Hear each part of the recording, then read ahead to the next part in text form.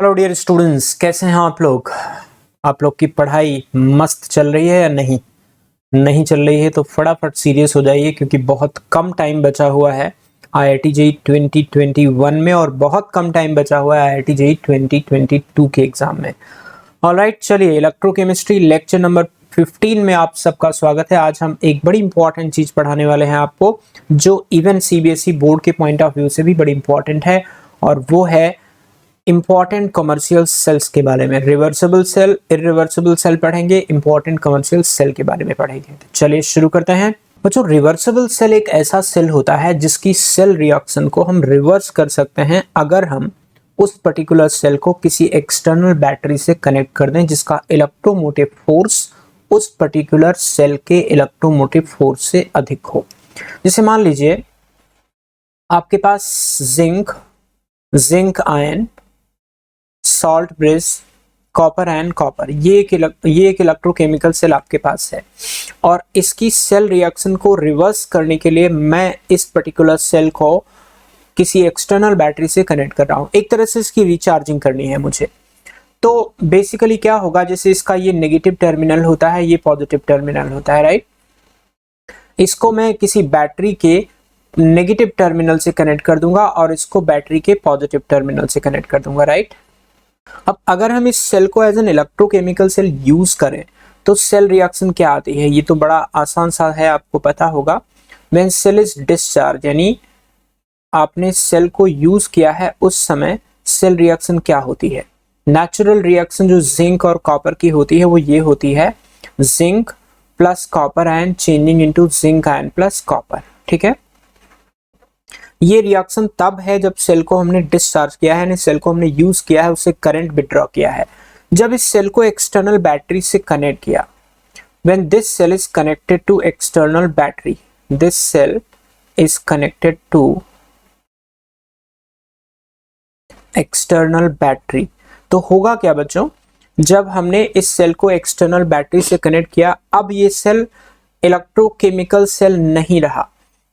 Now this cell becomes electrolytic cell, यानी इसके अंदर अब इलेक्ट्रिक करंट आएगी जिसकी वजह से इसके आयंस का रिडक्शन होगा या फिर इसके मेटल का ऑक्सीडेशन होगा। तो आप सोचिए यहाँ पे इलेक्ट्रॉन फ्लो होके आ रहे हैं, यानी ये नेगेटिव सोर्स से कनेक्टेड है ना, तो इस वाले पोर्शन पे अब रिडक्शन होने लगा। पहले ऑक्सीडेशन हो रहा था जिंक का, अब रिडक्शन होने लगा। ऐसे यहाँ पे ये पॉजिटिव टर्मिनल से कनेक्टेड है तो यहाँ पे ऑक्सीडेशन होगा, राइट। तो किस चीज का ऑक्सीडेशन होगा, कॉपर का ऑक्सीडेशन होगा। किस चीज का रिडक्शन होगा, जिंक का रिडक्शन होगा। तो copper plus zinc ion changing into copper ion plus zinc. हालांकि ये कोई नेचुरल रिएक्शन नहीं है, लेकिन हम इस इलेक्ट्रोकेमिकल सेल में करंट पास करके ये रिएक्शन करवा रहे हैं, ठीक है। तो कैन यू चेक कि these two reactions are just reverse. First case में जिंक का ऑक्सीडेशन, कॉपर का आयन का रिडक्शन, एंड सेकेंड केस में when this cell is actually charged, एक तरह से इसको चार्ज कर रहे हैं, रिचार्ज कर रहे हैं, तो ये सेल रिएक्शन हो गई। तो क्योंकि ये दोनों सेल रिएक्शन एक दूसरे के रिवर्स हैं, इस प्रकार के सेल को हम लोग रिवर्सिबल सेल कहते हैं। यानी रिवर्सिबल सेल की डेफिनेशन क्या हुई, अ cell whose reaction can be reversed,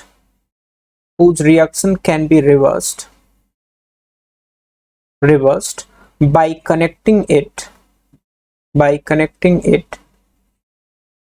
to an external battery of slightly higher EMF, high EMF, यानी हाई इलेक्ट्रोमोटिव फोर्स के सोर्स से कनेक्ट करके यदि सेल की सेल रिएक्शन को उल्टी कर दी जाए तो इस प्रकार के सेल रिवर्सिबल सेल होते हैं। तो ये जो जिंक कॉपर का कपल है, जो डेनियल सेल है, बेसिकली एक प्रकार का रिवर्सिबल सेल होता है। अपना lead storage battery is most common example of a reversible cell, यानी कि उसको रिचार्ज कर सकते हैं। क्लियर है बच्चों। यानी कि हमें ये कहना चाहिए कि ऐसे सेल जो रिवर्सिबल नहीं होते वो इरिवर्सिबल होते हैं। एक एग्जांपल ले लेते हैं ऐसा। हालांकि इरिवर्सिबल सेल कोई काम के अपने होते नहीं हैं, क्योंकि ज़्यादातर केसेस में हमारा जो इलेक्ट्रोकेमिकल सेल का सेटअप है वो रिवर्सिबिलिटी पे ही बेस्ड है, जिसको हम रिचार्जिंग कर सकते हैं। जैसे एक छोटा सा एग्जांपल लेता हूँ मैं यहाँ पे। मेरे पास एक पर्टिकुलर सेल है, जिंक एंड कॉपर का ही है, लेकिन इलेक्ट्रोलाइट उसमें मैंने डिफरेंट ले लिया। जैसे मैंने H2SO4 का इलेक्ट्रोलाइट ले लिया, इसके अंदर जिंक और कॉपर की रॉड को डिप कर दिया, right.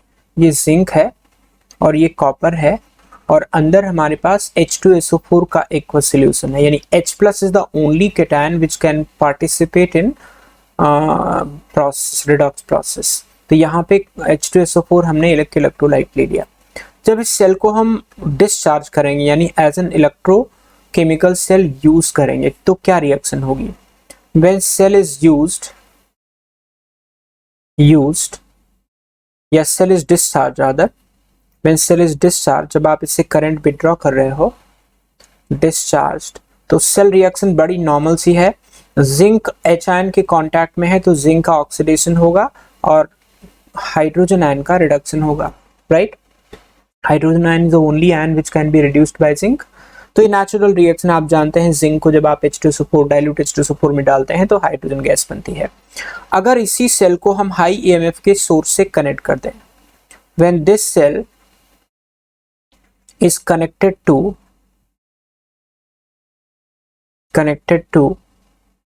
a source of high EMF के सोर्स से अगर मैं इसको कनेक्ट कर देता हूं तो एग्जैक्टली क्या रिएक्शन आने वाली है जरा बताइए। जरा सोचिए कि अगर हम हाई EMF के सोर्स से कनेक्ट कर देंगे तो अब आपका पहले ये था ऑक्सीडेशन इलेक्ट्रोड, ये था रिडक्शन इलेक्ट्रोड, यहाँ ऑक्सीडेशन होता था, यहाँ रिडक्शन होता था। अब जब इसको आप कनेक्ट कर दोगे एक्सटर्नल सोर्स से, यानी ये नेगेटिव टर्मिनल से, ये पॉजिटिव टर्मिनल से, तो ऑब्वियस सी बात है कि अब यहाँ पे रिडक्शन होगा और यहाँ पे ऑक्सीडेशन होगा। तो जब यहाँ पे रिडक्शन होगा तो इस लेफ्ट हैंड साइड पे यानी जिंक वाले टर्मिनल के आसपास में किस चीज का रिडक्शन होगा? You have only H+ as a cation, तो सिर्फ H+ का रिडक्शन हो सकता है, यहाँ पे H+ का रिडक्शन हो सकता है। ऐसे ही कॉपर आयन वाले टर्मिनल पे क्या होगा? सिर्फ कॉपर का ऑक्सीडेशन हो सकता है और कोई चीज तो है ही नहीं ऑक्सीडाइज होने के लिए। यानी राइट साइड में कॉपर का ऑक्सीडेशन क्यूप्रिक आयन में हुआ एंड लेफ्ट साइड में H आयन का रिडक्शन H2 में हो गया। तो रिएक्शन क्या हुई? Copper plus 2H+ changing into copper ion plus H2। Can you check? ये रिएक्शन नॉन स्पॉन्टेनियस है, करंट की प्रेजेंस में हो रहा है, करंट फ्लो करने की वजह से हो रहा है। Can you check? Now these two reactions are not reverse, एक दूसरे का रिवर्स नहीं है, तो ये एक प्रकार का इरिवर्सिबल सेल हो गया। तो ऐसी रिएक्शंस जिनकी सेल, ऐसे सेल्स जिनका सेल रिएक्शन एक्सटर्नल बैटरी से कनेक्ट करके रिवर्स किया जा सकता है वो रिवर्सिबल सेल होते हैं, और जहां पे रिवर्सल पॉसिबल नहीं है वो इरिवर्सिबल सेल होते हैं। ऑलराइट गाइस, क्लियर है हमारी बात? चलिए आगे बढ़ते हैं। इंपॉर्टेंट कमर्शियल सेल्स, एक प्राइमरी सेल होता है, एक सेकेंडरी सेल होता है। प्राइमरी सेल वो होते हैं जिनको हम वन टाइम यूज करते हैं। One time use can not be recharged, one time use no recharging possible, यानी ऐसे सेल को हम रिचार्ज नहीं कर सकते। जिसमें dry cell is most common example, जिसमें आप लोग पढ़ते हो, ये लोअर क्लासेस में पढ़ा होगा कि ड्राई सेल के अंदर जिंक अमोनियम क्लोराइड होता है। बेसिकली इसकी सेल रिएक्शन देखा जाए तो नेगेटिव टर्मिनल पे यानी एनोड पे आप देख सकते हैं जिंक का ऑक्सीडेशन हो रहा है। कैथोड पे आप देख सकते हैं Mn+4 का Mn+3 में रिडक्शन हो रहा है, +4 से +3। ऑलराइट, तो बेसिक रिएक्शन यहाँ पे zinc to zinc ion and NH ammonium ion की प्रेजेंस में मैग्नीज जो है वो +4 से +3 में रिड्यूस हो रहा है। एक बार ये रिएक्शन कंप्लीट हो गई, इलेक्ट्रोलाइट की एक सर्टेन मिनिमम कॉन्सेंट्रेशन पहुंच गई, फिर ये सेल काम करना बंद कर देता है, इसको फेंकना पड़ता है। ऑलराइट, तो dry cell is one common example of a primary cell, और प्राइमरी सेल ऐसा सेल होता है जिसको वन टाइम यूज कर सकते हैं, रिचार्ज करके यूज करना पॉसिबल नहीं है। ऑलराइट, बहुत common important example of secondary cell. पहले समझ लें सेकेंडरी सेल क्या होते हैं। सेकेंडरी सेल वो होते हैं जिनको मल्टीपल टाइम यूज कर सकते हैं, हालांकि इनकी भी एक लाइफ होती है, multiple time use. They can be recharged, rechargeable होते हैं, रिचार्जेबल। इनकी लाइफ इसलिए हमने बोला क्योंकि इसमें भी बैटरी केस में जब एक सर्टेन मिनिमम कॉन्सेंट्रेशन पे पहुंच जाता है इलेक्ट्रोलाइट की कॉन्सेंट्रेशन या मटेरियल की कॉन्सेंट्रेशन, फिर सेल काम करना बंद कर देता है, इवन रिचार्ज करके रिचार्ज होता नहीं है basically. But lead storage cell is one common example जो डेली लाइफ में भी बहुत यूज होता है, बहुत सारी हमारे डिवाइसेस में, गाड़ियों में, कार्स में यूज किया जाता है। राइट, लेड स्टोरेज बैटरी किस तरह का होता है, क्या इसका फंक्शन होता है? फिगर आप देख लीजिए, वैसे तो आप लोगों ने लाइफ में देखा ही होगा लेड एसिड बैटरी कहीं ना कहीं। यहाँ पे एनोड होता है बेसिकली लेड का, कैथोड होता है, ये भी लेड का होता है but PB coated with PbO2, यानी बेसिकली जो कैथोड का काम करता है वो PbO2 काम करता है, बट लेड के ऊपर PbO2 की कोटिंग होती है। और यहाँ पे इलेक्ट्रोलाइट होता है concentrate H2SO4, right, concentrate H2SO4। जब हम इस पर्टिकुलर सेल को यूज करते हैं, यानी इस सेल को यूज करके हम अपना रेडियो बजाते हैं, हम अपना कार स्टार्ट करते हैं, या कहीं भी किसी भी पर्पज से अपना बल्ब जलाते हैं, यानी कि जब ये सेल ऑपरेटिव होता है तो सेल रिएक्शंस क्या होती हैं?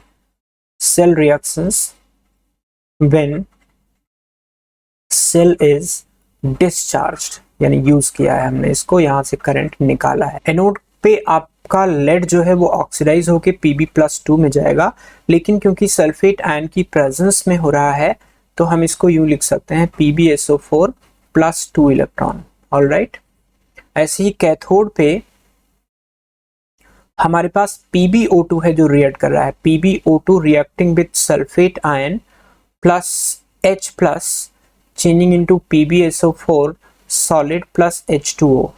यदि मैं रिएक्शन को बैलेंस करूं तो मेरे पास यहाँ पे 2H+ आ जाएगा, राइट, 4H+ आ जाएगा, रादर 4H+ आ जाएगा एंड 2 इलेक्ट्रॉन आ जाएंगे। तो यहाँ पे Pb+4 का Pb+2 में रिडक्शन हुआ। यूनिक बात देखिए, दोनों टर्मिनल पे PbSO4 बनता है। आप लोगों ने देखा होगा लेड स्टोरेज बैटरी में जो व्हाइट डिपॉजिट हो जाता है ना इनके टर्मिनल पे, वो यही होता है PbSO4। तो रिएक्शन क्या आएगी? Pb + PbO2+। अब आप देखो यहाँ 2 सल्फेट आयन है एंड 4 H+ है, क्या मैं इसे 2H2SO4 लिख सकता हूँ? 2 sulphate ion and 4 H+, changing into PbSO4 2 molecule solid plus 2H2O। ये फुल सेल रिएक्शन है जब सेल को डिस्चार्ज करते हैं। कभी रिचार्जिंग करनी हो, at the time of recharging ये रिएक्शन एग्जैक्टली उल्टी हो जाएगी। जब आप इसको एक्सटर्नल बैटरी से कनेक्ट करोगे तो ये एग्जैक्टली उल्टा हो जाएगा, यानी 2 PbSO4 + 2H2O, ये सॉलिड है बेसिकली, और Pb सॉलिड प्लस PbO2। तो PbSO4 वाटर से रिएक्ट करके Pb solid and PbO2 solid में कन्वर्ट हो गया। ऑलराइट, इस पे कभी भी क्वेश्चन करना हो, जैसे हम लोग इलेक्ट्रोलिसिस में क्वेश्चन करते थे, इलेक्ट्रोकेमिकल सेल वाले उसमें सेक्शन में हम लोग रिएक्शन करते थे, तो कभी यहाँ पे रिएक्शन करना हो तो आप इक्विवेलेंट एंड मोल दोनों लगा सकते हैं, है ना। मोल से भी रिएक्ट करवा सकते हैं, क्वेश्चन कर सकते हैं, और इक्विवेलेंट से भी। कभी इक्विवेलेंट लगाना हो तो यूं भी लिख सकते हैं equivalents of Pb used is equal to equivalents of PbO2 used and this is equal to equivalents of H2SO4 used. क्या मैं लिख सकता हूं this is equal to number of faradays obtained, number of faradays obtained from the cell. Alright, जितना battery से हम number of Faraday's obtain कर सकते हैं वो number of equivalents of H2SO4 जो यूज हुआ उसके बराबर। अगर आप प्योरली इक्विवेलेंट यूज करते हैं तो ध्यान रखिएगा यहाँ पे n फैक्टर 1 लेना, क्योंकि 2 मोल H2SO4 दोनों टर्मिनल पे, यानी आधा एक टर्मिनल पे आधा दूसरे टर्मिनल पे इन्वॉल्व हो रहा है। तो 2 मोल H2SO4 2 मोल इलेक्ट्रॉन ट्रांसफर करने के लिए रिस्पॉन्सिबल है। तो पर मोल जब आप निकालेंगे तो 1 आ जाएगा, यानी n फैक्टर 1 लेना अगर आप प्योरली इक्विवेलेंट से करना चाहते हैं, वरना नंबर ऑफ फेराडेज तो मोल्स ऑफ इलेक्ट्रॉन्स भी होते हैं, उससे भी कर सकते हैं। ऑलराइट, तो जब भी क्वेश्चन करना हो तो इन बातों का ध्यान रखना। क्लियर है बच्चों? तो ये लेड स्टोरेज बैटरी हो गई। Depending upon the concentration of H2SO4 इसका फिक्स वैल्यू ऑफ वोल्टेज होता है जिसे आप एक सर्टेन टाइम पर तक यूज कर सकते हैं। ऑलराइट, अगला है आपका निकल कैडमियम सेल। इसमें देख सकते हैं एनोड आपका कैडमियम होता है, निकल +3 आपका कैथोड होता है, एंड OH आयन यानी KOH ले सकते हैं आप, एल्कली सॉल्यूशन एक इलेक्ट्रोलाइट होता है। तो बेसिकली कैडमियम का ऑक्सीडेशन होगा कैडमियम +2 में, निकल +3 का निकल +2 में रिडक्शन होगा, एंड ये इसकी फुल सेल रिएक्शन। हालांकि ये बहुत कॉमनली नहीं पूछा जाता है, इस पे न्यूमेरिकल नहीं पूछे जाते, बट एक कॉमन कमर्शियल सेल है इसलिए हमने आप लोग को बता दिया। अगला है फ्यूल सेल, इस पे खूब क्वेश्चन आते हैं। हाइड्रोजन ऑक्सीजन फ्यूल सेल है, इसके अंदर हाइड्रोजन एंड ऑक्सीजन इलेक्ट्रोड्स होते हैं। आप देख सकते हैं फिगर में, हाइड्रोजन यहाँ पे एनोड है जिसका ऑक्सीडेशन होने वाला है, एंड ऑक्सीजन कैथोड है जहां पे इसका रिडक्शन होने वाला है। ऑलराइट, इसका रिडक्शन होने वाला है। तो अगर हम बात करें सेल रिएक्शन की, यहाँ पे देख सकते हैं लेफ्ट हैंड साइड में लिखा हुआ है हाइड्रोजन जो है वो रिड्यूस होता है वाटर में plus losing that electron, oxygen oxidise होता है OH आयन में, एंड दोनों रिएक्शन को कंबाइन कर दें तो जो नेट रिएक्शन आती है वाटर का फॉर्मेशन होता है इस फ्यूल सेल में। सबसे बढ़िया pollution free and effective cell होता है, एनर्जी इफेक्टिव सेल होता है। हालांकि hydrogen oxygen as a fuel use करना एक्सपेंसिव पड़ता है, बट ये बहुत एफिशिएंट फ्यूल सेल होता है। इसमें काफ़ी सारी एनर्जी जो है वो कन्वर्ट होने के लिए अवेलेबल होती है। तो ये कुछ इंपॉर्टेंट हमारे सेल्स थे जिसमें मैंने आपको प्राइमरी सेल बताया, सेकेंडरी सेल बताया, कुछ एग्जाम्पल्स प्राइमरी सेल में जैसे ड्राई सेल हो गया, सेकेंडरी सेल में आपका जैसे निकल कैडमियम सेल हो गया, लेड स्टोरेज सेल हो गया एंड फ्यूल सेल हो गया। अब आइए थोड़ी सी क्वेश्चन कर लें इस पे। पहला क्वेश्चन आपकी स्क्रीन पे, a fuel cell uses methane forms carbonate ion at the anode, it is used to power a car with 80 ampere 0.9 for 0.96 hours. How many liter of methane would be required? Alright, 100% efficiency. 100% efficiency का मतलब होता है कि जितना भी chemical reaction से निकली energy सारा का सारा करंट में कन्वर्ट हो गई। ऑलराइट बच्चा, तो देखिए क्या करेंगे हम लोग। Equivalents of methane used is equal to equivalent of carbonate ion form, बस की जरूरत नहीं है, हम लोग मीथेन के इक्विवेलेंट से ही काम चला लेते हैं। Is equal to number of faradays of charge obtained. Alright, this is going to be 80 into 0.96 upon 96500। ये हो गया इतने फेराडे चार्ज ऑब्टेन हुए। कैन यू चेक, जब मीथेन जो है वो कार्बोनेट आयन में कन्वर्ट हो रहा है तो इसका एन फैक्टर कितना होगा। यहाँ पे कार्बन -4 है, यहाँ पे +4 है, लिहाजा इसका एन फैक्टर हो जाएगा 8। ठीक, तो क्या मैं यहीं पे लिख सकता हूं mole of methane required is equal to, अगर मैं इसको x मान लूं, x/8 हो जाएगा, तो volume of methane required at STP will be x/8 into 22.4 litre, ये रफली 8 लीटर आ जाता है। ऑलराइट गाइज, तो आप लोग कैलकुलेशन करके देख लेना। सिंपल कंसेप्ट वही इलेक्ट्रोलिसिस वाला हमने लगाया है, फर्क सिर्फ इतना है कि यहाँ पे हम सेल से करंट निकाल रहे हैं, वहां हम करंट डाल करके इलेक्ट्रोलिसिस करते हैं। एक और छोटा सा क्वेश्चन है, अ सेल, ये IIT का बड़ा पुराना सवाल है, बहुत मस्त क्वेश्चन है। A cell consist of Ag plus copper 2 plus copper initially containing 1 molar Ag plus and 1 molar cupric ion. Calculate the change in cell potential after passing 9.65 ampere of current for 1 hour. 9.65 ampere का current 1 घंटे के लिए पास किया तो इसके cell potential में क्या change आएगा ये आपको बताना है। वॉल्यूम ऑफ सोल्यूशन हम 1 लीटर ले लेते हैं। ऑलराइट, क्वेश्चन का पार्ट मान लीजिए इसको। तो बेसिकली जो सेल दिया हुआ है ना, इसको हमने करंट इसमें हमने पास करके इलेक्ट्रोलिसिस कराने के बाद कितना सेल पोटेंशियल इसका हुआ वो निकाल के डिफरेंस लेना है। तो देखिए, अगर मैं इस सेल का सेल रिएक्शन लिखूं, जैसा आप देख सकते हैं सिल्वर लेफ्ट साइड में लिखा हुआ है, तो Ag plus cupric ion changing into 2Ag plus, twice लिख देते हैं यहाँ पे, प्लस कॉपर। शुरुआत में ये 1 मोलर है, ये 1 मोलर है, तो क्या मैं लिख दूं E initial is equal to E naught, क्योंकि दोनों 1 मोलर है तो स्टैंडर्ड कंडीशंस हो गई। जब आप इस सेल को कनेक्ट करोगे, ये 1 मोल हो गया, ये 1 मोल हो गया, 1 लीटर वॉल्यूम लिया है। जब आप इस सेल को कनेक्ट करोगे एक्सटर्नल बैटरी से, तो कैन यू चेक कि इस सेल रिएक्शन उल्टी हो जाएगी, राइट? और अगर उल्टी हो जाएगी तो Ag प्लस का होगा रिडक्शन एंड क्यूप्रिक आयन का होगा oxidation. When this cell is connected to external battery, when this cell is connected to external battery,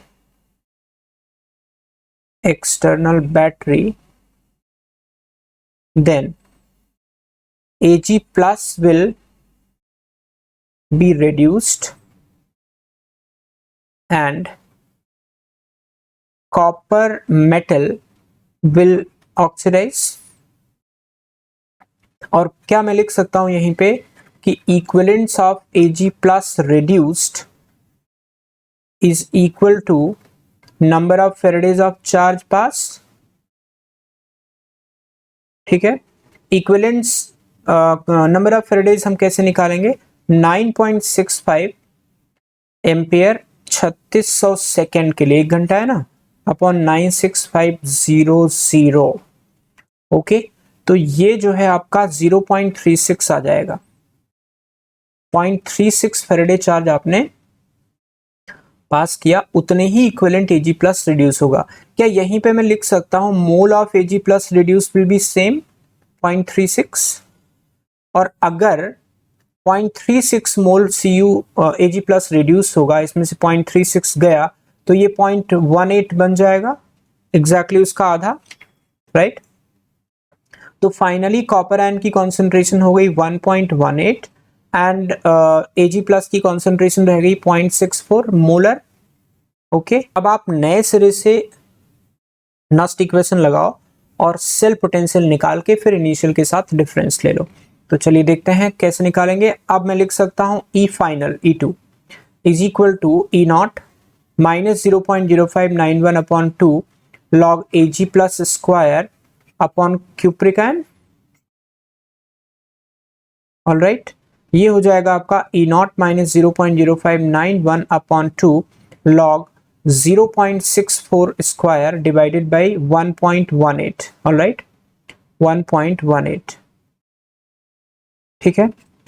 यहां से आपका नया पोटेंशियल आ जाएगा, cell potential, and delta E is equal to, जब आप डेल्टा E मॉडुलस निकालेंगे तो कैन वी राइट दिस, ये डायरेक्टली मैं लिख सकता हूं 0.0591 अपॉन 2 लॉग 0.64 स्क्वायर अपॉन 1.18।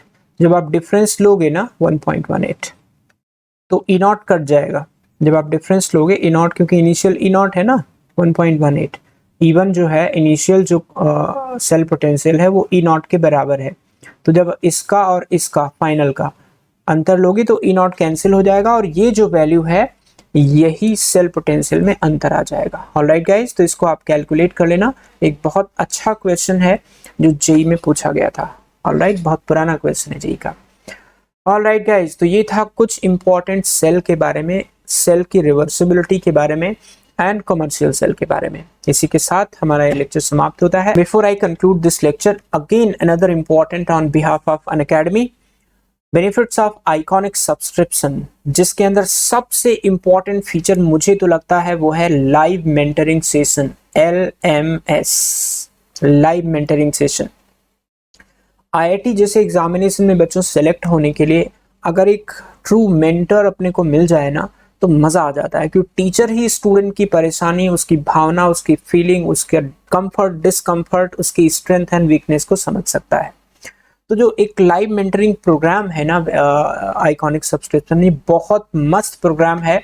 तो आप सब लोग, जो लोग भी नया सब्सक्रिप्शन लेना चाहते हैं, वो आइकॉनिक में जाएं एंड एक टीचर को, इनफैक्ट एक सेट ऑफ टीचर को पकड़ लो जो आपके मेंटर होंगे, आपकी हर तकलीफ परेशानी में शामिल होंगे तब तक जब तक IIT JEE में आप एक बहुत बढ़िया रैंक नहीं लेके आ जाएंगे। Alright guys, apart from live mentoring session you will have live doubt solving होता है, फिजिकल नोट्स आपको मिलते हैं। दीज आर एडिशनल बेनिफिट जो कि प्लस में नहीं मिलते हैं, राइट। बाकी सारी फैसिलिटीज प्लस की इसके अंदर, सारे फीचर्स प्लस के अंदर आइकॉनिक में होते ही होते हैं। ऑलराइट बच्चा, चलो थैंक यू वेरी मच, मिलते हैं अगले लेक्चर में, बाय बाय।